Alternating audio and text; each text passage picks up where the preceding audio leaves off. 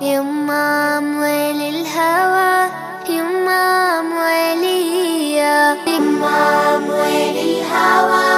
يما أموالية بسمة بتقهر الهموم والأمل يملاها عمري الظلم ما يدوم وأرضك ما بننساها بسمة بتقهر الهموم والأمل يملاها عمري الظلم ما يدوم وأرضك ما بننساها والكون كله بيحضر لعرس الحرية يما أموال الهوى يما أموالية. أعوذ بالله من الشيطان الرجيم. بسم الله الرحمن الرحيم. الحمد لله رب العالمين. Ambe masa rahmani foka barkada alemi bidunya irana kafuli ani tanni ko lase tilenyata flebo bela jelema krengrene ala omuneni jemu kain kanu ni amba fama ko faso jokene kavlika joke ka chesiri blasinka mimba to onka jamana no e ba malibai dabse kadu akisa wala tugomina ka fesefselike jamana kono dun yerebse kini yoro soro min bɛ se ka kɛ sababu ye ka se k'anw yɛrɛ ka jamana jɔ wele bɛ bila o la cɛ fara muso kan denmisɛn fara maakɔrɔba kan minnu ni an mako bɛ jɔ o la u ka se ka dɔ fɔ an ka jamana lahalayaw la a kɛra kulu minnu bɛ anw ka jamana kɔnɔna na parti politique tɔnw tɔgɔ la ka taa se forobatɔnw ma diinɛmaw bɛɛ lajɛlen bɛ wele ka na ni jɛmukan in de kɛnɛ kan ni an b'a fɔ a ma faso jɔ kɛnɛ tunga tɛ danbe dɔn nka a bɛ den ɲuman dɔn bi an ka wele sera tungarankew ka fara ɲɔgɔn kan kulu min bɛ anw ka jamana kɔnɔna na ni an b'a fɔ a ma ko conseil supérieur de la diaspora malienne ni ye tungarankew ka fara ɲɔgɔn kan kuluba ye anw ka jamana kɔnɔna na a ɲɛmɔgɔ Mohamed Sherifa Aidara an ye wele bila ale ma bi min b'a to an yɛrɛ bɛ se ka barosigi kɛ cogo min na olu ka kuluba min filɛ nin ye n'a bɛ fɔ a ma ko conseil supérieur de la diaspora malienne a sigikun ye mun ye wulikajɔ jumɛn ni cɛsiri jumɛn kɛra kulu in fɛ a sigili sen kan ka na bila an bɛ don min na i ko bi don n'a nataw la cɛsiri jumɛn bilalen don sen kan ka ɲɛsin an yɛrɛ ka tungarankew ma degun minnu b'u kan o degun bɛ se ka wuli ka b'u kan cogo min na ka na se jamana yɛrɛ kɔnɔna lahalayaw ma ni ye Mohamed Sherifa Aidara yɛrɛ ta k'a lajɛ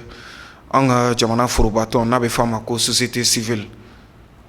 maa don o kɔnɔna na min ɲɛsinnen don tungarankew fana ka lahalaya ma o jɔyɔrɔ b'a bolo ka se k'an da don jamana yɛrɛ kisa kolo girinw na yuruguyurugu min ɲɔɲalen don an ka jamana kɔnɔna na ka taa se ni ye dɔgɔ furancɛ tɛmɛnen ta k'a lajɛ mɔbitikaw fɛ yen nɔ a kɔni kɛra gɛlɛyaba ye min ni an bɛ se k'a fɔ a tiɲɛni kasaraw bonyana da bɛna don nin bɛɛ lajɛlen na ka fɛsɛfɛsɛli kɛ an ka jɛmukan kɔnɔna na yanni an ka taa ɲɛfɛ an bɛ foli di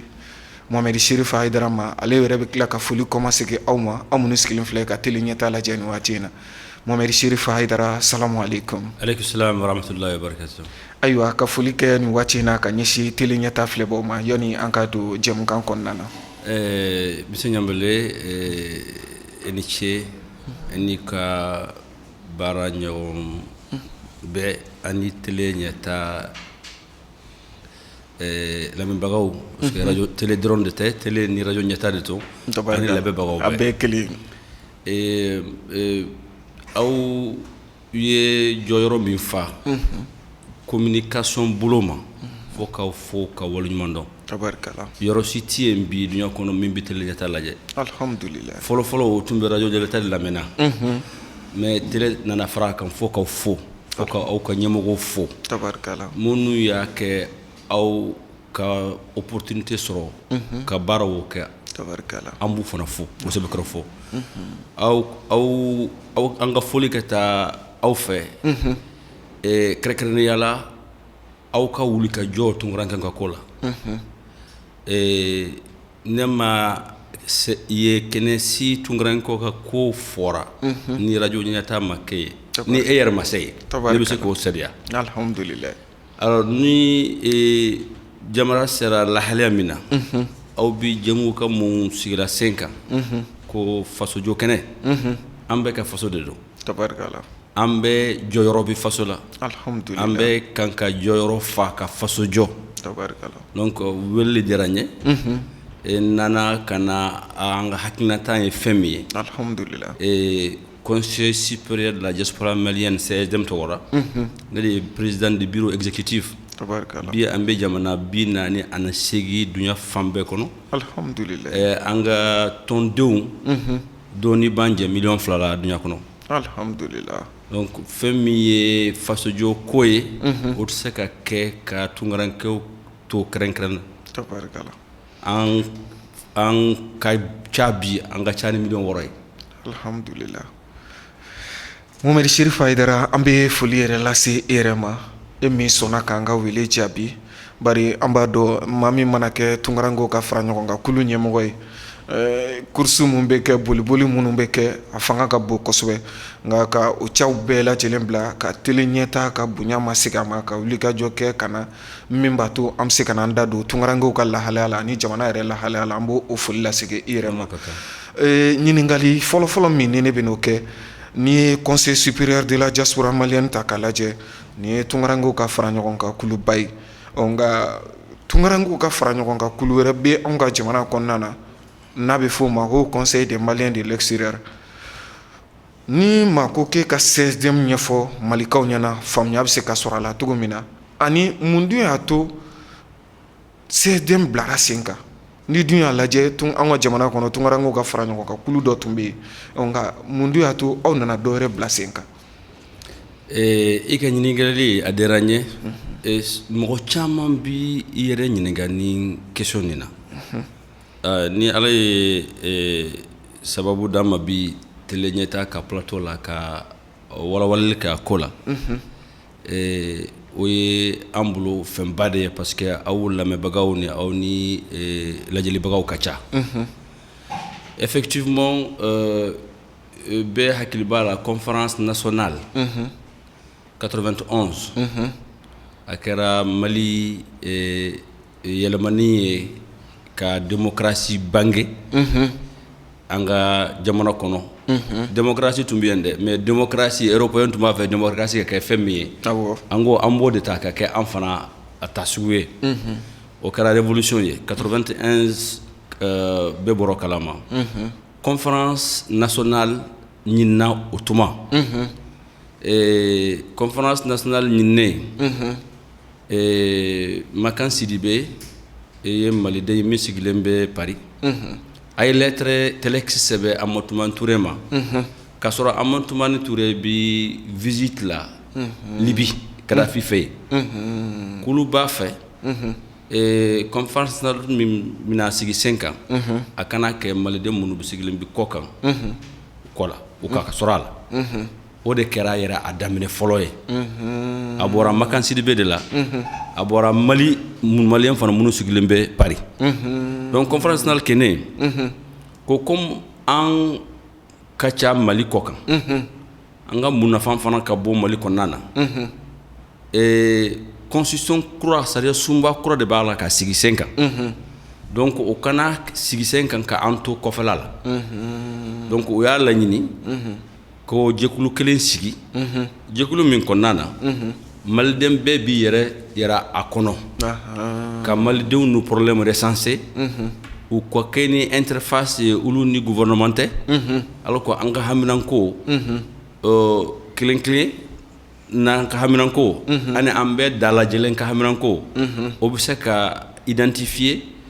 k'a ɲɛnabɔ cogoya min na gouvernement bolo gouvernement sɔnn'a ma a gouvernement sɔnnen ko ka jɛkulu sigi sen kan u ye ne tun tɛ yen ne tun bɛ États-Unis o tuma o kɛlen ko ka constitution kura dilan i ka dɔn sariya sunba kura i ka dɔn sani sariya sunba ka dilan o baara fɔlɔfɔlɔ de kan ka kɛ u b'a fɔ min ma ko constituant n t'a fɔ bamanankan na constituant o ye ɲɛbila gafe fɔlɔ min bɛ dilan fɔlɔ yanni sariya sunba yɛrɛ baaraw ka daminɛ nin ye ɲɛbila ye voilà o kɔnɔna na Mali minnu nana maliden tɔgɔ la u y'u ta kan fɔ u b'a fɛ ka min fɛ u ka jɔyɔrɔ ka kɛ u ka hakɛ ka kɛ constitution kɔnɔna na o bɛɛ y'a sɛbɛn donc o tuma sɛbɛnni min kɛra an ka laɲini tun kɛra fɛn min ye décision bi ta yoro Mali ka jamana ka kola fo malden ka sorala an y'a jateminɛ o ye sigiyɔrɔma saba ye Haut Conseil de collectivité ani Conseil économique et social ani Assemblée nationale donc o banna waati min na u ye jateminɛ ko n'aw y'a ni jɛkulu ni n'a sigira 5 ans n'u ye mɔgɔ sɔrɔ Haut Conseil économique et social Conseil Haut Conseil de collectivité n'u kɛra Assemblée kɔnɔna na u ka ca u munafan ka bon u ka famille ma u bɛna problème belebeleba de sɔrɔ élection tuma donc Assemblée ko u y'o bɔ a la mais u ye excuse min di a ko la ko jamana dɔw bɛ yen u tɛ se maliden ka kɛ député ye k'a sɔrɔ u sigilen b'u ka jamana kɔnɔ alors o de kɛra k'u ka jɛkulu sigi u ye tɔgɔ di jɛkulu ma o tɔgɔ ma bɛn mɔgɔ caman ma mais ni fɛn fɔra tuma ko caman finalement mɔgɔw bi da la bi sɔn a ma awɔ u ye sigle kɛ k'a fɔ ko Haut Conseil de Maliens de l'extérieur n b'a fɛ k'a fɔ ko Haut Conseil de Maliens de l'extérieur o tɔgɔ ma bɛn an ma kabini o tuma an k'u ma ko Maliens de l'extérieur ti yen parce que n'i ye Maliens de l'extérieur ko fɔ bamanankan na a kɔrɔ tɛ fɛn wɛrɛ ye ko kɔkan malien kɔkan malien an tɛ kɔkan malien dɛ an bɛɛ dama ka kan Mali kɔnɔ yan an ye malien minnu sigilen bi kɔkan donc an ko ma ko o man kan ka fɔ mais jɛkulu sigira 5 ans en 93 u ye récépissé sɔrɔ en 93 u ye président saba dɔrɔn de sɔrɔ fɔlɔ c'était a tun sigilen bɛ Gabon Sanjugu je crois a filanan ye Abdramane Cherif ye ouais bon a sabanan ye Habib Sila alors u sigira 5 ans 93 bɛɛ tun sawalenba de don alors Sanjagu a ma san kelen ni kalo damadamani a bɔra présidentiya la Abdramane Cherif sigira Abdramane Cherif sigine a ye waati min kɛ gouvernement y'a lajɛ n'u m'u contrôler a bɛna kɛ u bolo fɛn gɛlɛmanba de élection tuma alors dans la constitution ka kosegi sariya sunba kɔnɔna na à l'article 5 ko la multiplicité des associations et de partis politiques est un droit c'est-à-dire i bɛ se ka parti politique dilan i ka hakɛ de dɔn et i ka hakɛ fana ka dɔn association min diyara i ye jagoya ti kan k'a fɔ ko wajibi i ka kɛ ni association nin kɔnɔ o ye sariya sunba hakɛ de ye malidenw bɛɛ la ni ne y'a faamuya anw ka jamana sariya sunba yɛrɛ de b'a ko fɔ n'o ye constitution ye article 5 a sariya kisɛ duurunan o de b'a ko fɔ k'a fɔ jɛkulu o jɛkulu ye Mali ka ja i bɛ se k'i yɛrɛ sɔrɔ o jɛkulu kɔnɔna na a jagoya t'i la o ye kelen ye u nana sariya wɛrɛ sigi mun ye sariya en 2006 ka faranfasiya a hakɛ yɛrɛ ye fɛn min ye alors sariya sunba in kɔnɔna na an ma député sɔrɔ o y'an tɔgɔ fɔ yɔrɔ kelen pewu de la à article 110 article 110 ko les Maliens établis à l'extérieur a ma jɛkulu ko tɔgɔ fɔ ko les Maliens établis à l'extérieur o de y'a fana an tɔgɔ yɛrɛ yɛrɛ ye Maliens établis à l'extérieur parce que Malien bɛɛ dama ka kan Malien kelen de bɛ yen min sigilen bɛ Mali kɔnɔ yan ani min sigilen Mali kɔ kan faranfasiya t'an ni ɲɔgɔn tɛ donc les Maliens établis à l'extérieur ko où seront représentés au Haut Conseil de collectivité et Conseil économique et social et Assemblée ko o y'a bɔ a la donc o kɛnɛ an bɔra kalama tard après mais fɛrɛ wɛrɛ tɛ yen ni constitution dilanna i tɛ se k'a changer donc a tora cogoya ma u ye Abdramane Cherif b'a fɛ ka sariya fɛn hakili ɲuman min kɛ k'a madɛmɛ je crois que i da bɛna s'a ma ka problème minnu recenser mais fɛn fɔlɔ fɛn min ye fo ka banque de kɛ banque des Maliens de l'extérieur u y'a wele o cogoya de ma banque o ma sɔn banque o kɛli la munna Munna ko an ka ca an de bɛ wari la n'an ka baramɔgɔw ma yan ni banque sɔrɔla an bolo an mana ɲɛsin candidat min ma o de bɛ kɛ président ye siran kɛra aw ka banque ko ɲɛni na voilà ko u ma sɔn a ma donc finalement o ye accord dɔ sɔrɔ an b'aw ka bonya ni giliya n'aw ka jɔyɔrɔ n'a ka sigiyɔrɔ jamana kɔnɔna na surumunu nin kɔnɔ an b'o t'aw bolo mais aw fana aw kana an tɔɔrɔ k'an jate parce que habi mɔgɔ tɛ se k'a f'i ye maliden minnu bɛ sigilen bɛ kɔ kan a ye nin hakɛ nin ye e mun na on estime que on est aujourd'hui plus de 6 millions. ni ne y'a faamuya ni hakilina in de nana ni CDM sigili ye wa. Tout à fait mais CDM ciblé parce que a ka kan an ka yɛlɛbagaw ni lamɛnbagaw o y'a faamu fɛ a nana cogoya min na n'o ye haut conseil ye ne ma deli ka kɛ haut conseil kɔnɔ ne sigilen bɛ Guinée. ne tɛ dɔw b'a fɔ k'a fɔ Mohamed Cherifu tun bɛ haut conseil de kɔnɔ a ma jɔyɔrɔ sɔrɔ o de y'a to a nana CDM sigi sen kan. non CDM ko nana cogo di. non ne ma deli ka kɛ jɛkulusi kɔnɔ haut conseil yɛrɛ tɛ dɛ jɛkulusi kɔnɔ ne tun sigilen bɛ Laginɛ Laginɛ e yɛrɛ taara i b'o dɔn. n taara Conakry. i bi mɔgɔw dɔn ye i bɛ se k'u wele ko ma ɲininka ne sigilen bɛ Niger ani Washington. l'Amérique jamana kan. voilà mɔgɔ si tɛ se k'a f'i ye k'a fɔ ko don kelen ne yɛrɛ u ka réunion na donc mɔgɔ si t'a f'i ye ko don kelen ne y'u ka carte ta ne ma carte ta mais ni sigi bɛ ne bɛ Laginɛ Abdramane Serif fana tun sigilen bɛ Laginɛ a sigilen bɛ yɔrɔ caman Sénégal ni Arabie Saoudite ni Laginɛ an gɛrɛla ɲɔgɔn na donc hami min kɛra malidenw ye Guinée u nana ka na se a ma k'a fɔ ko jɛkulu nin bɛ taa cogoya min na u ma sɔn a ma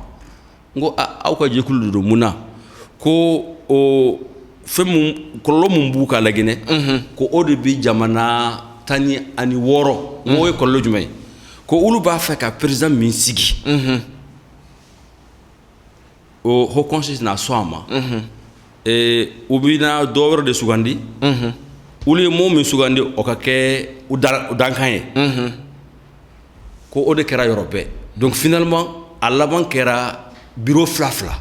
donc bureau fila kɛra jamana 17 la Laginɛ fana b'a la n ko bon aw ka laɲini ye fɛn mun ye ko ka kuma Abdramane Serif fɛ n ko ne bɛ se ka kuma Abdramane Serif fɛ mais jɛkulu sigilen bɛ sariya de kan règlement intérieur a n'a ka statut i ka dɔn jɛkulu dɔrɔn de ye ni opportunité sɔrɔ jɛkulu bɛ se ka ale yɛrɛ ka sariya dilan o de ye règlement intérieur n ko n'i donn'a la c'est un dogme n t'a fɔ bamanankan na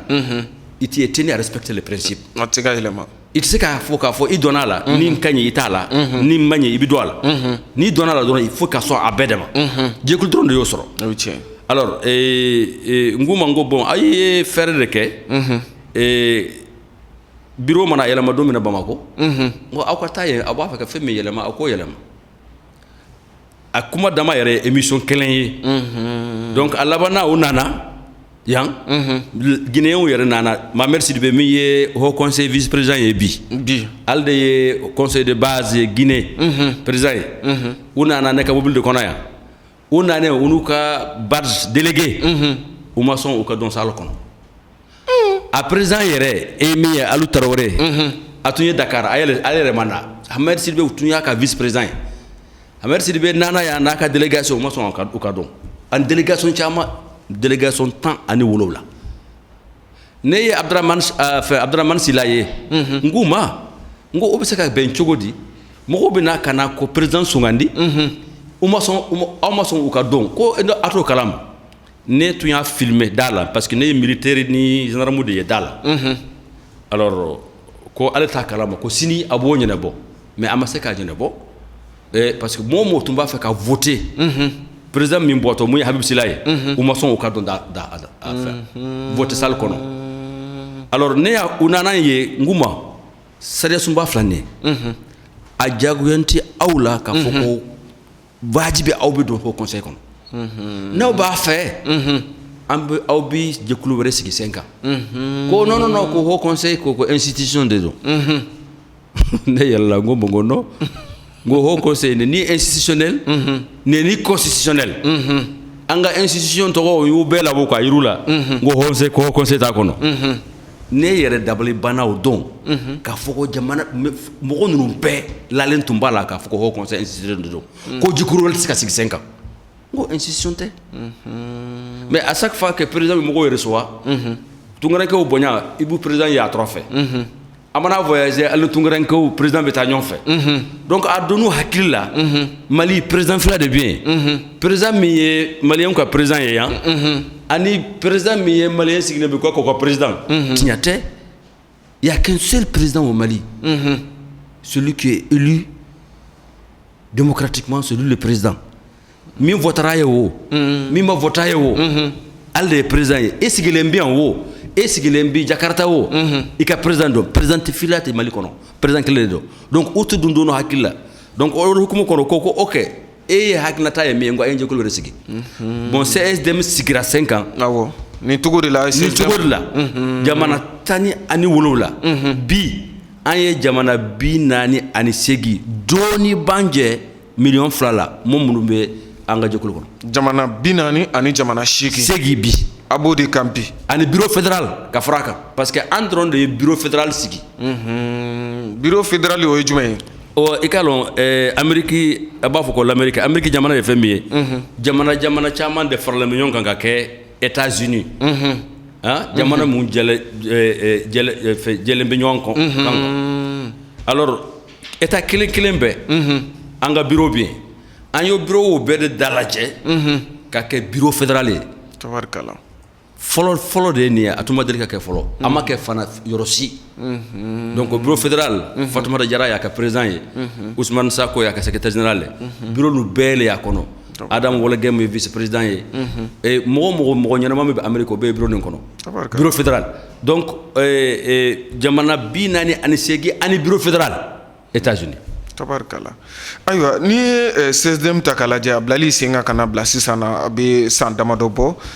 asigili kana blasi sana asiraka barakulu gire mununke bi ne bise ka fo CSDM siraka ni ke jamana konna na walma malika munu silendo mali koka kata se duna natalo mumbulo dalembe awfe aywa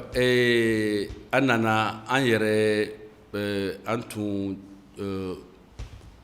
on n'avait pas besoin ka fenchama yarake parce que fin de chama de tumbi mi kanka ke mi make an sigile 5 ans folo an ye lettre sebe Haut Conseil ma nguma ngo an sigira 5 ans an ba fe an ga baraka nyon fe aw sigito 5 ans Mali dem manchane million tan ye bi an ga chane million tan ani segiye problème wara yara ayira wara et tungranko minumbita a triplera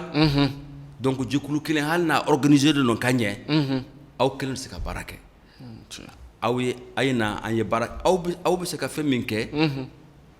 amba ke aw oboke ambi se ka feminke yorodola amboke halna dara anga hakilina taye ambi se ka fawi se ko mine ka barake nay anye lettre se buma mais ay jabi soro ko no ko droit tambulo ka jikuru be sigi ko jekulu kelen de Mali kono momo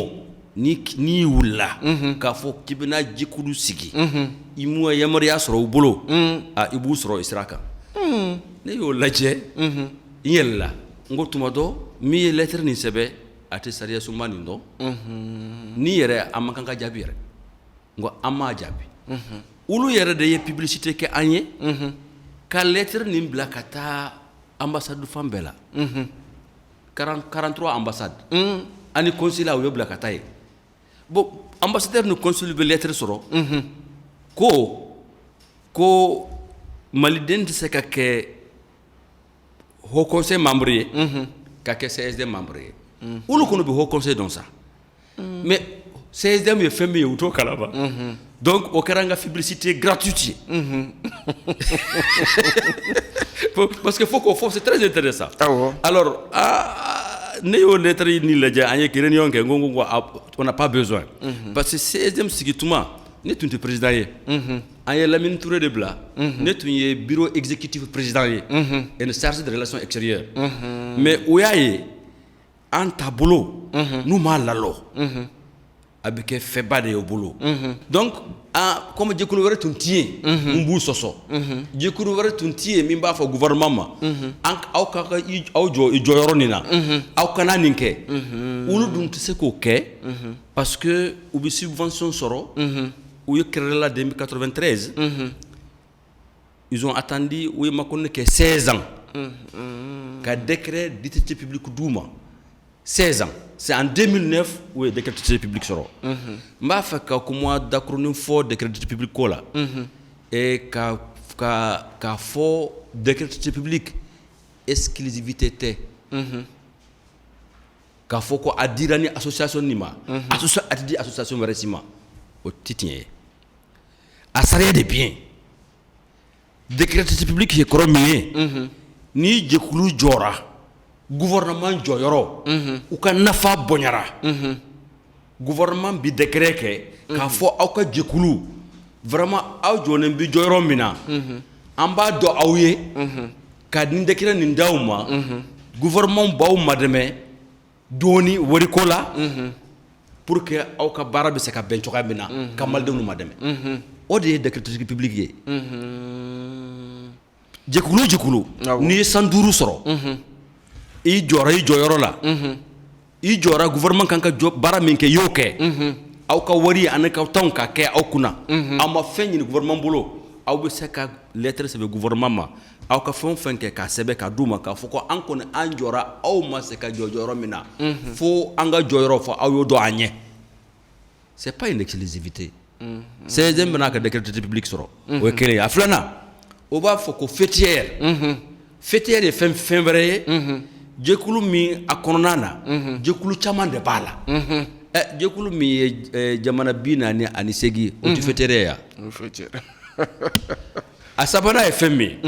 c'est que extrêmement important mɔgɔw y'a faamu ni i bɛ wari de sɔrɔ gouvernement bolo i ye jɛkulu ye parce que ele ka wari ne ka wari ale ka wari dɔ de bɛ d'i ma a la k'i ma dɛmɛ donc i mana baara min kɛ san o san fo ka rapport de kɛ ka bila ka taa an ka wari min d'aw ma a dɔnna min a donna sira jumɛn fɛ a donna sira jumɛn fɛ donc c'est extrêmement important mɔgɔw y'a faamu o de ye fêtière ye o de fana ye décret public ye donc an nanen an ye jate minɛ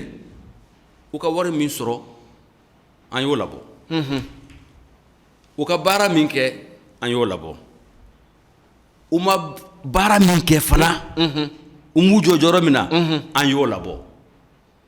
an kuma ni ye société civile ye n'i tɛ se k'a fɔ gouvernement ye ni man kan ka kɛ i kan ka nin de kɛ i ni gouvernement bɛɛ nafa ka kan fɔlɔ-fɔlɔ an y'o de fɔ an y'o de plan de kɛ donc an y'a décider gouvernement m'i jɔ a jɔyɔrɔ la yɔrɔ o yɔrɔ la concurrent kɛ ko la an bɛ gouvernement wele a ko la an y'a daminɛ ni Adama Traoré ka sa banni ye Paris Faransi jamana Faransi maliden de don a sara Faransi enquêteur bolo maliden minnu sigilen bɛ Faransi wulila k'a fɔ ko ka protestation kɛ gouvernement wulila yan ka déclaration kɛ ko maliden tɛ ko malien tɛ Adama Traoré maliden tɛ an de taara ka taa conférence de presse kɛ Adama Traoré ka mɔkɛ so kɔnɔ kɔrɔ ka o don yɛrɛ e yɛrɛ tun bɛ yen n ko ma gouvernement ye wuya fifafi de fɔ a mɔkɛ filɛ nin ye a bamuso filɛ nin ye o don mun mɛn président de la république a ye mɔkɛ ni Adama Traoré bamuso reçoit Koulibaly la u y'a reçoit fani min na o fani o yɛrɛ u tun b'o bɔ yɛrɛ an bɔra yen dɔrɔn gouvernement y'i sɛgɛrɛ bila u ma ka taa donc jɛkulu kan k'o de fɔ alhamdulilayi o b'a yira k'a fɔ 16e ye cɛsiri min kɛ ka ɲɛsin tunkaran ko ma kɔnɔna na ko kan Algérie hali sɛbɛnlen min bɛ yen ko accord de Bamako issu du processus d'Alger mankan caman bɛ min accord nin ko la o tɔgɔ yɛrɛ ko Algérie n ko boulevard de b'an bolo yan ko boulevard Bouteflika maliden minnu bɛ Algérie 2014 2015 la 2016 haka na 2017 ma u tɔɔrɔyara kosɛbɛ n ko CSDM de wulila k'a fɔ Algérikaw n'a m'o lalɔ an bɛ kiiri tigɛ aw la Genève la o conférence de presse an ye bɛɛ de wele tellement que an ye pression kɛ Algérie la kabini Mali ni jamana delila ka diplomatie sinsin ni ɲɔgɔn tɛ ambassadeur ma na u ka jamana tɔgɔ la k'a fɔ ko malidenw a ye yafa n ma ne ka jamana tɔgɔ la an ye kɔlɔlɔ min da maliden kan CSDM de k'o kɛ a kɛra bɛɛ ɲɛna yan kuluba ambassadeur d'Alger alhamdulillah donc o tun b'a minɛ cogoya min na o dɔgɔyara ni kɔni que carte n'a b'i bolo Algérie u t'i tɔɔrɔ o kɔ mais fɛn de donna a sen kɔrɔ parce que u taara ka taa accord de signer olu ni Union européenne ka cogoya bɛɛ de kɛ ka fɛrɛ bɛɛ de tigɛ farafinden ka na tɛmɛ o fan fɛ ka taa Europe Mali banna a ma Mali ye jamana kelen pewu de banna a ma accord d'admission parce que an b'o kɛlɛ kɛ o fana ye CSDM ka kɛlɛ ye i m'a mɛn haut conseil don kelen da kɛlɛ accord d'admission y'a kɛlɛ au contraire olu ni ministère de Mali l'extérieur taara ka taa papier lo signer ka maliden nu minɛ k'u bila ka na yan ka sɔrɔ u ma se ambassade la o papier fana b'an bolo minnu donna avion kɔnɔ ka bɔ Allemagne wagati dɔ la olu le haut conseil délégation taara dɔwɛrɛ fana donna ministre kan ka bɔ France jamana kan pourquoi a ma bɔ avion o kɔnɔ e ministre kuturu min bɛ ministre malien de l'extérieur i bi don avion kɔnɔ an bɛ accord d'admission la a fɔra ka maliden sirilen bɛ avion nin kɔnɔ i kan ka min de kɛ ko he ni tɛ se k'a fɔ aw t'a bila aw ka avion kɔnɔ mais ne ni maliden nin tɛ se ka don avion kelen kɔnɔ ka taa Bamakɔ a nanen fana yan an ye pression min kɛ CSDM ka pression finalement gouvernement ye décision ta avion fɛn o fɛn i maliden ta ka n'a yan k'a sɔrɔ consulat m'a yamaruya an n'o bɛ kɔsigi ɲɔgɔn fɛ a tɛna Bamakɔ yan tugun o fana CSDM ka baara ye alhamdulillah rabbil alamin maintenant a ye fɛn min kɛ kɔfɛ a b'o fɔ anw ka jamana kɔnɔna na n'an b'a fɔ a ma conseil supérieur de la diaspora malienne a ɲɛmɔgɔ de bɛ an bolo bi n'o ye Mohamed Chérif Haidara ye baro tako fɔlɔ la i n'a fɔ aw yɛrɛ bɛ k'a lajɛ cogo min na ɲɛfɔliw kɛra mun de y'a to tunkarankew ka fara ɲɔgɔn kan kulu min ni an b'a fɔ a ma ko CSDM a bilara sen kan wulikajɔ ni cɛsiriw jumɛn bilara sen kan kabiri a dilan kuma ka na bila an bɛ don min na i ko bi u sera ka baara kologirin minnu kɛ u ye tintili kɛ jamana ɲɛmɔgɔw kan min b'a to tunkarankew ka lahalaya a bɛ se ka ta ba la cogo min na da bɛ ka don olu la ka fɛsɛfɛsɛli kɛ baro tako filanan in na ni ala sɔnna ma an bɛna walawalali kɛ halisa Mohamed Chérif Haidara wulikajɔ minnu kɛra aw fɛ ka ɲɛsin tunkarankew ma n'i bɛ se ka o ɲɛfɔ an ɲɛna dakurunya damadɔ yanni an ka na jamana lahalayaw la. ayiwa an ye i ni ce ɲanbɛlɛ an ye a jateminɛ munna gouvernement t'a fɛ ka an compter an ye maliden minnu bɛ se ka an ye maliden joli ye an y'o faamu an y'a fɔ an ka première interview la parce que u sirenen de ka carte ni n'a d'an ma k'an jate parce que u ka hakilinata ye hami bɛɛ ye politique ko de ye u ɲinɛna yɔrɔ kelen de kɔ k'a fɔ ko maliden a ye mɔgɔ min sugandila o ye hakɛ de y'a bolo c'est à dire u ye yuruku ni délais ni fɛn minnu kɛ CSDM de wulila k'a fɔ ko fo k'o dabila n'aw ni ye wari t'aw bolo o tɛ tiɲɛ ye ka malidenw nu compter maliden minnu ye nafolo min di jamana kɔnɔ san o san ni y'an ka partenaires bɛɛ dalajɛ ɲɔgɔn kan o ka bɔ n'a ye plus de 15% de PIB n tɛ PIB dɔn bamanankan na e bɛ se k'o fɔ cogo di k'a fɔ ko e tɛ se ka wari bɔ an ka budget kɔnɔ k'u jate donc o b'a yira u t'a fɛ k'an jate parce que n'an jatera comme an bɛɛ hakɛ ye kelen sɛrɛsunba kɔnɔ élection mana se don min na maliden minnu bɛ sigilen bɛ Côte d'Ivoire u mana voter mɔgɔ min ye o de bɛ kɛ kuluba u ɲinɛna fɛn min kɔ CSDM tɛ jɛkulu fɛn politique jɛkulu ye. aw tɛ politique la wa. absolument pas an ti mɔgɔ si supporter an ti jɛkulu si la an ti parti si la ne yɛrɛ parti si tɛ ne bolo. e tɛ candidat yira wa. ne tɛ candidat ka kɛ candidat cogo jumɛn. k'i bolo ɲɛsi candidat dɔ la ne bɛ nin yira an ka jama ka vote ni. non récépissé min dira an ma i k'a dɔn récépissé fila de don kelen ministère de l'administration territoriale o bɛ récépissé di ma o sariya bi boli loi 1901 ani français loi bɛɛ ka kan an y'o de copier a récépissé filanan o bɛ di ma gouverneur bolo et récépissé min dira RPM ma dɛ o de ɲɔgɔn dira an ma récépissé min dira au conseil ma o de ɲɔgɔn dira an ma min y'an faranfasiyara RPM récépissé dira an ma ko parti politique ani adema an récépissé dira an ma k'an fɔ ko on est une association à but non lucratif et apolitique. Apolitique c'est écrit en grand caractère donc i tɛ se ka politique kɛ o fana y'a dama problème ye et an mɛnna an bi kuma ka kule ka fɔ mɔgɔw ye ni ye jɛkulu ye association tɛ se ka politique kɛ et min ye bɛɛ dabali ban yɛrɛ élection min tɛmɛnɛ jamana ɲɛmɔgɔ suganti min tɛmɛna sisan aw bɛɛ y'a ye ka san 2018 kɔnɔ conseil ɲɛmɔgɔ a nana kana fɔ ko maliyɛn minnu sigilen bɛ kɔ kan u ko ale Habib Sila ko Habib Sila ko ka vote IBK ye et donc au conseil au kɔnɔna na jɛkulu de don c'est une association qui est à but non lucratif et apolitique e bɛ se ka fɔ cogo di e ye président ye jɛkulu parti caman membre de bɛ jɛkulu kɔnɔna na e b'i jɔ k'a fɔ ko ka voter karisa ye c'est-à-dire n'a tun kɛra jamana fɛn o fɛn na jamana seriyelen o dugusajɛ a bɛ wele kiri la o ka récépissé bɛ b'u bolo parce que u ye sariya sɔsɔ jɛkulu sariya 1901 sariya o sɔsɔra ka ban o nana an fɛ yen o kama ko ayiwa jɛkulu dɔ nin ye nin fɔ aw b'a fɛ ka vote jɔ ye deuxième tour la n k'u ma n ko an ka membre ninnu bɛɛ na ka parti mais parti tɛ ne bolo mais ni dɔnna CSDM kɔnɔna na parti ko i b'o bila da la i y'a maliden ka ko o de bɛ fɔ an ka bureau kɔnɔ yan mais n b'a fɛ ka fɛn min fɔ aw ye ni message b'an bolo ka di candidat fila ma o y'a kɛ Ala ye ka hinɛ Mali la ka hinɛ malidenw na k'u m'a faamu n ko n b'a walawala k'a fɔ aw ye n ko Mali ye jamana min ye kabini 2010 ka se sisan ma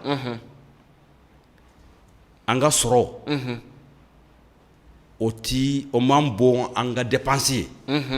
fo an ye dɔ de ɲini an ka partenaire FMI ni Banque mondiale u y'a ma dɛmɛ dɛmɛbagaw on est déficitaire 2012 kana se bi ma 2013 kana se 12-13 kana se bi ma on est entre 29 et 34% déficit majɛ non de bɛ se k'a faamu cogo di ministre bi don 4-4 fila saba de b'u bolo a 4-4 kelen bɛ 80 millions ka taa baara kɛ an ye e mun na n ko a ye 4-4 ninnu bɛɛ minɛ k'u bɛɛ minɛ k'u bɛɛ fɛrɛ an bi wari dɔ sɔrɔ essence la an b'a sɔrɔ 4-4 ninnu fɛrɛli la et an b'a entretien dɔ bi sɔrɔ a la wari min bi sɔrɔ o bɛ kɛ ka école karamɔgɔw sara ka dɔgɔtɔrɔw sara min bɛ grève la ka kisɛ san an ka militaires ye mais jamana min ti sɔrɔ t'a bɔ e ministre malien i don kun 80 millions mobile kɔnɔ ka taa ka baara kɛ ne ye e mun na e yɛrɛ bolo Mali yɛrɛ ministre man kan ka don mobile belebeleba kɔnɔ V8 kɔnɔ u k'u de bɛɛ dɛmɛ o ye kelen ye a filanan ministre minnu bɛ voyager business u k'u bɛɛ ka voyager économie la ni président tɛ ani premier ministre avion bɛ président bolo sa an bɛna da fana bɛna s'o ma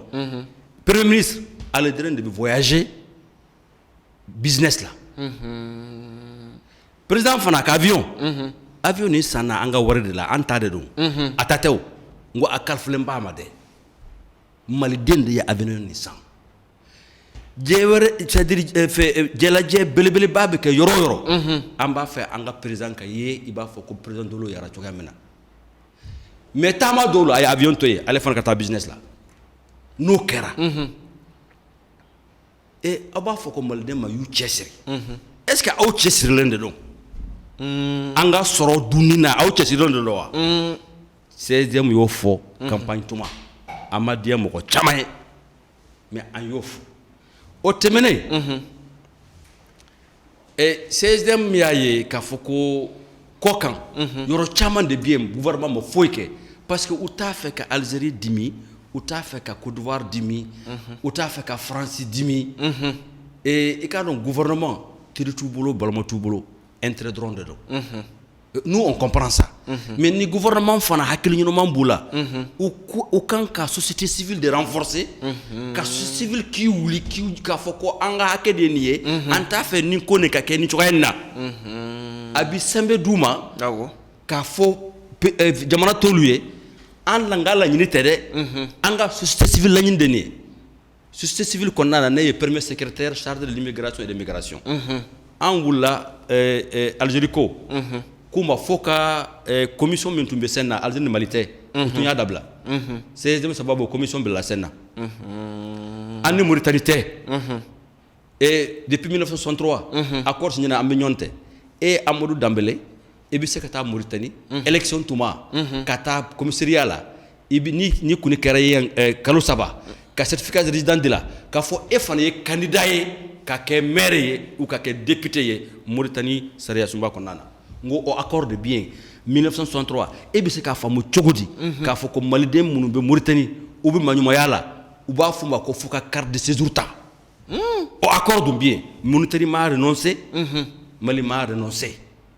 ne bɔra yen 22 septembre la ambassadeur Dibassi kabila nana a kɛra hɛrɛba de ye malidenw na ye a taara a b'a la ka baara ɲuman caman de kɛ an n'a ka conseillers u cɛsirilenba don ani 16e bureau min bɛ yen an maliyɛn 141 o de bɛ kaso la yen dɔwlu ye mɔgɔ fa jugement na ye an ye fɛn min laɲini u ka na Bamakɔ yan u ka kaso laban yan mɔgɔ 21 de bɛ yen an b'u bɛɛ bɔ kaso la i b'a fɔ an y'a Abidjan ta kɛ cogoya min na 16e de ye mɔgɔ minnu bilala kaso la Abidjan dolu santan an y'u bɔ kaso la ye an ka baara min kɛ 16e CI Nuhu Jalo n'a ka groupe o yɛrɛ de bangera président de la République taara yen ka taa convention 5 de signer CSDF Abidjan ni Côte d'Ivoire tɛ ni CSDM la baara tun tɛ o tun tɛ kɛ mɔgɔ minnu sara Dalowa n ko mɔgɔ caman de sara ka bila fosse commune kɔnɔ est-ce que i b'a dɔn kabini saya nin kɛra balawu nin kɛra Mali gouvernement ɲɛmɔgɔ kelen min wuli ka t'i jɔ yen ambassadeur tɛ ministre tɛ président tɛ mɔgɔ si n ko ne CSDM de taara yen an CSDM de taara yen accord tun signé communauté internationale CEDEAO Côte d'Ivoire ani Mali ko ni u ka économie ye sɛnbɛ sɔrɔ minnu y'u ka nafolo tiɲɛna u bɛ rembourser est-ce que i b'a dɔn bi Ghanéens y'u ta sɔrɔ est-ce que i b'a dɔn k'a fɔ ko Burkinabé y'u ta sɔrɔ Mali mɔgɔ si ma foyi sɔrɔ i ka dɔn mun de don parce que Mali faamaw ma mɔgɔ si mi wuli k'a fɔ ko maliden minnu bɛ sigilen bɛ Côte d'Ivoire o hakɛ de ye ka d'u ma c'est y'o baara o kɛ ne y'a faamuya kasara binna maa minnu ka kɔnɔwari jamana kan tout à fait n'u bolofɛnw tiɲɛna oui Ghana jamana kɔnɔdenw y'u ta sɔrɔ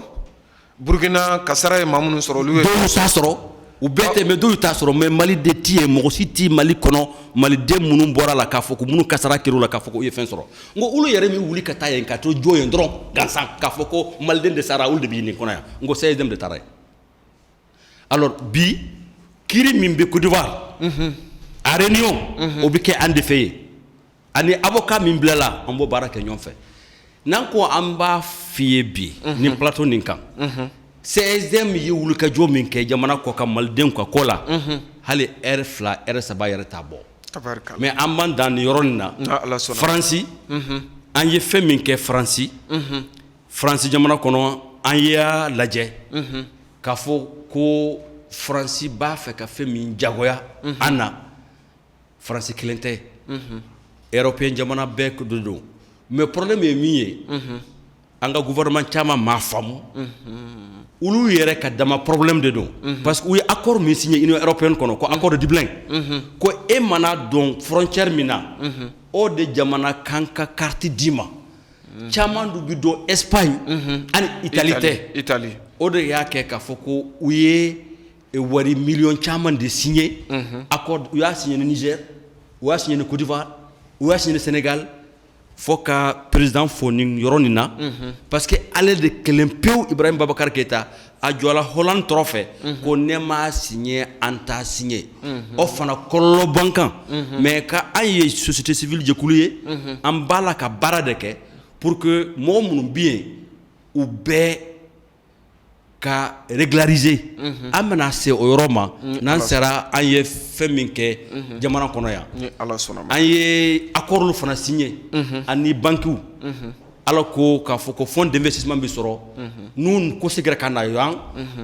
u kana bila maɲumako la n'u b'a fɛ ka fɛn min kɛ u bɛ se k'a kɛ o fana y'a dama émission ye don dɔ la ni Ala sɔnna comme télévision ye waati ko de ye ayiwa Mohamed Cherif Aidara n'i ye tunkarankew ta k'a lajɛ n bɛ fɛ ka dakuruɲɛ fila fo ka joona joona n'i ye tunkarankew ta k'a lajɛ i b'a ye k'a fɔ an bɛ don min na komi bi ni gɛlɛya bɛ tunkarankew kan kosɛbɛ kosɛbɛ o de ye sɛbɛnfura ko Malika n'i taara tunga na i bɛ taa jamana min kan o sɛbɛnfura ko ka taa se e yɛrɛ bɔra i ka jamana kɔnɔna na o sɛbɛnfura ko ka taa se hali Malika minnu bɛ yen nɔ ni soko yɛrɛ gɛlɛya b'u la CSDM hakili sera nin bɛɛ ma a ye dɔ kɛ nin ko la wa dakuruɲɛ fila komi baro bɛ ka sɛnsɛn ka se a laban yɔrɔw la. Tout à fait an da sera a ma i ka dɔn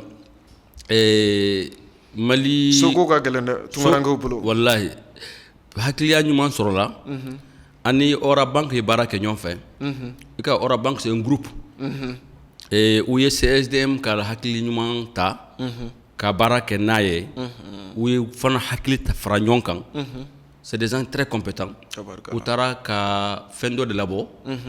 o gafe u b'a fɔ ma ko PAC diaspora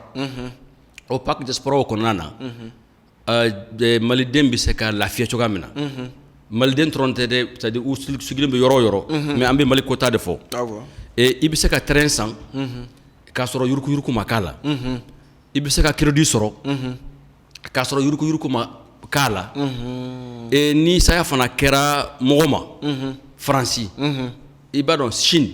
ni mɔgɔ sara Chine u bɛ wa 25 de sara k'a la na o tɛ yen u ti mɔgɔ su dun u b'u jeni de donc o compte o kɔnɔ n'i compte o la kan carte visa bɛ d'i ma assurance de b'i bolo ni mɔgɔ sara mɔgɔ min Ala ye hinɛ mɔgɔ min ma ani mɔgɔ min b'a accompagner ka na fɔ Bamako u ka frais la n'i ye 5000 bila compte kɔnɔ épargne la n'i ye 100 kɛ o b'a sigiyɔrɔma 3 de d'i ma. Allahu akbar. Ora Bank de y'o de kɛ tabarikala donc terrain fana caman de CSDM yɛrɛ bolo ani terrain minnu bɛ Ora Bank bolo a kana kɛ yuruguyurugu ye c'est vrai terrain bi di mɔgɔw ma yan an ye programme immobilier belebeleba de bila sen kan n da tɛna se a caman ma bi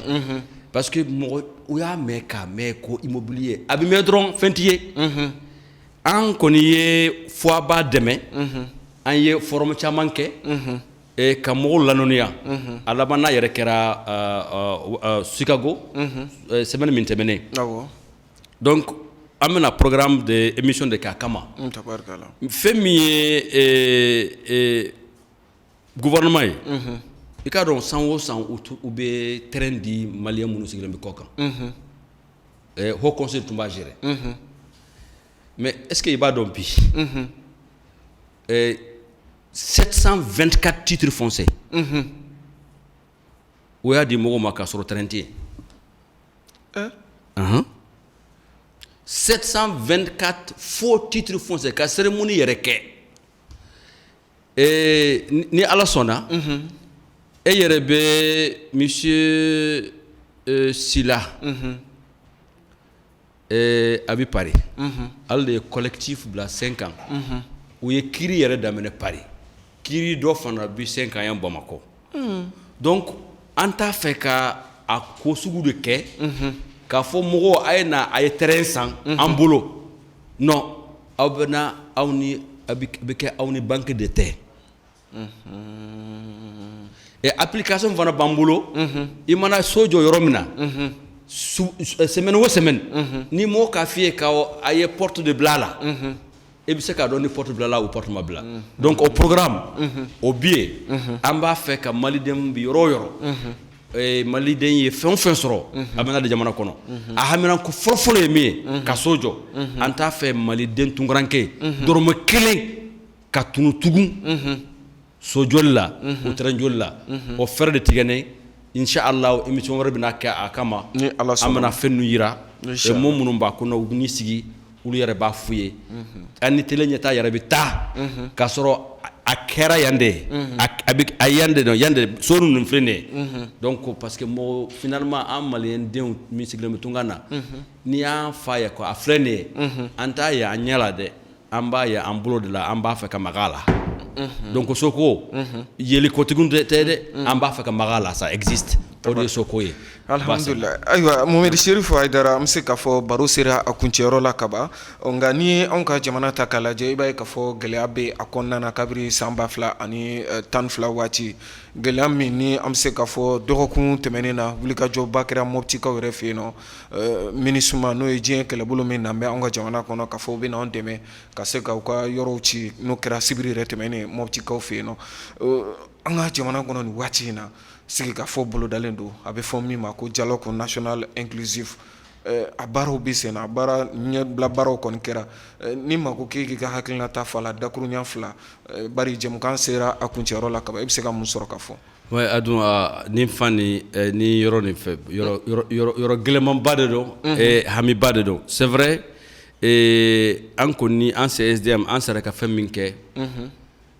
n'aw hakili b'a la an de wulila k'a fɔ ka sariya sunba nin sɔsɔ ka députéw ka mandat ɲɔnkiri kalo 18 o kɛra CSDM de ye wuli ka jɔ nin kɛ et mɔgɔ si ma wuli an ka sariya sunba kɔnɔna na assemblée la ka voter a contre la ça veut dire que CSDM ye min kɛ mɔgɔ si ma sɔrɔ k'a fɔ ko a ye sariya sunba sɔsɔ alors o sɔsɔra députéw ɲɔnkiri la et accord de politique de gouvernance an fana an ni dɔw le wulila ka taama olu ni ɲɔgɔn tɛ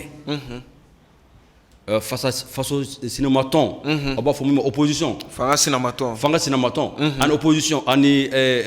majorité fanga masuruyatɔn an fana kun b'u ni ɲɔgɔn fɛ ala y'a kɛ u bɛnna ma mais a laban a bɛn a kɛra a tilantɛ ma a bɛɛ ma bɛn olu filɛ ni ɲɔgɔn tɛ a kɛra accord politique pour la gouvernance gouvernement ka Boubou Cissé bangera o de la donc o fana ye CSDM ka baara dɔ ye donc olu de y'a ɲani ni opposition k'o fo ka sikafɔ kɛ o dialogue national o dialogue politique en société civile fo ka Burema Ala ye fo an ka président a ye Ala ye faamuya ɲuman d'a ma an n'an ka ministre caman ka faamuya ɲuman fana di ale ma an y'a f'u ye k'a yɛlɛma ka kɛ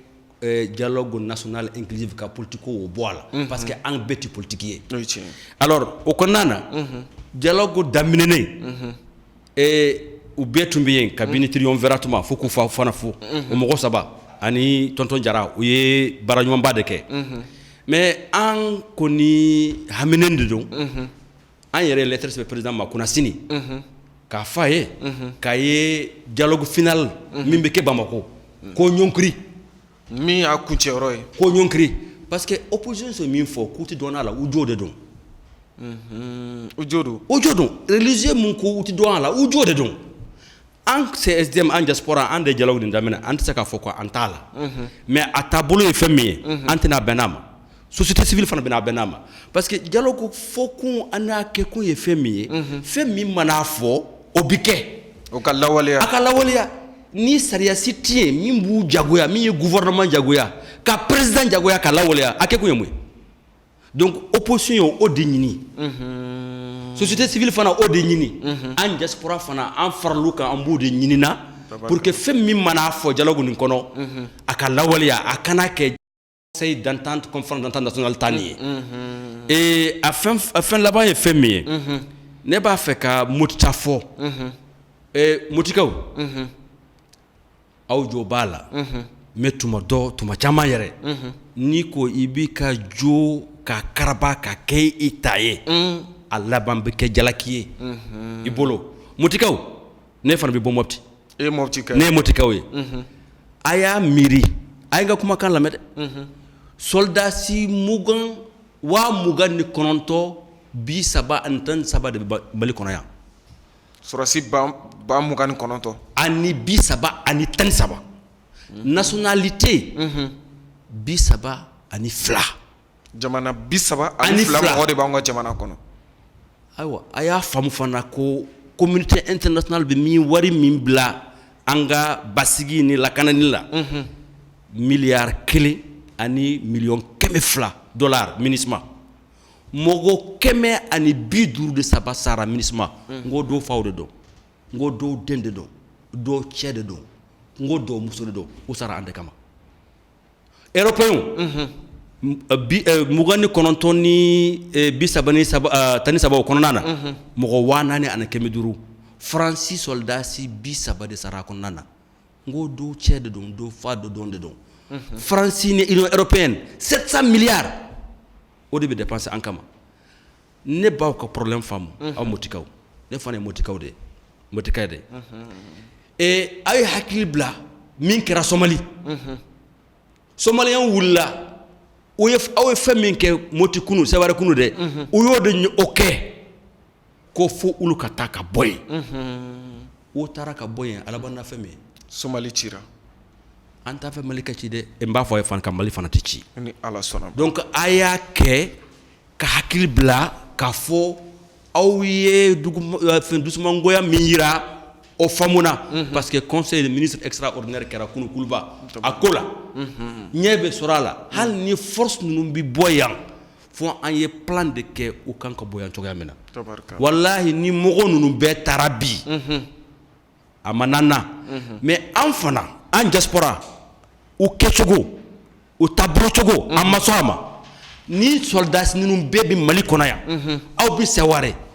drone 6 de b'i bolo hélicoptère 22 de b'i bolo mɔgɔw bɛ taa moto kan ka taa fɛn ninnu tiɲɛ fɛn ma ye taa ma ye sisi ma bɔ aw sigilen bɛ Seware an fan tɛna sɔn a ma an b'a fɔ MINUSMA ye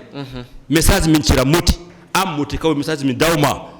n'aw m'aw jɔ a jɔyɔrɔ fo an y'an sigi k'a fɔ aw bɛna bɔ yan don min na an y'o plan kɛ pour que a ka bɔ yan a y'a to an Maliden an b'an ka Mali ko ɲɛnabɔ Mali fana inchallah a ti tiɲɛ a ti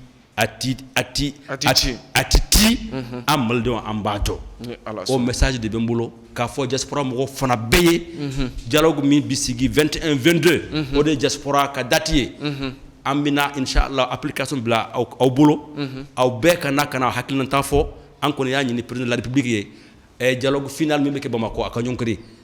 aw bɛɛ ka na aw ta fɔ dialogue nin kɔnɔna la parce que fɛɛrɛ wɛrɛ t'an bolo fo an ye dialogue ni Ala sɔnna ma foli an b'o lase i yɛrɛ ma Mohamed Sherif Haidara e min sɔnna ka na an ka wele jaabi ka foli lase tele ɲɛta filɛbaw bɛɛ lajɛlen ma nin waati in na kɛrɛnkɛrɛnnenya la an ka tunkarankew bi jɛmukan tun dabɔra olu kama o de y'a to tunkarankew ka fara ɲɔgɔn kan kulu min bɛ an ka jamana kɔnɔ n'a bɛ f'a ma ko CSDM n'o ye conseil supérieur de la diaspora malienne a ɲɛmɔgɔ Mohamed Sherif Haidara an tun ye wele bila ale ma min b'a to an bɛ se ka na kuma tunkarankew ka lahalaya kan ani jamana yɛrɛ kɔnɔ kisa ka faamuya bɛ se ka sɔrɔ u la cogo min na k'aw bɛɛ lajɛlen fo ni ka aw wale ɲuman dɔn k'a ɲini Ala fɛ Ala k'an ka jamana basigi ni ka a kolo suma Ala ka diɲɛ waati wɛrɛ don an garisɛgɛ la يمام وللهوى يمام وليا يمام وللهوى يمام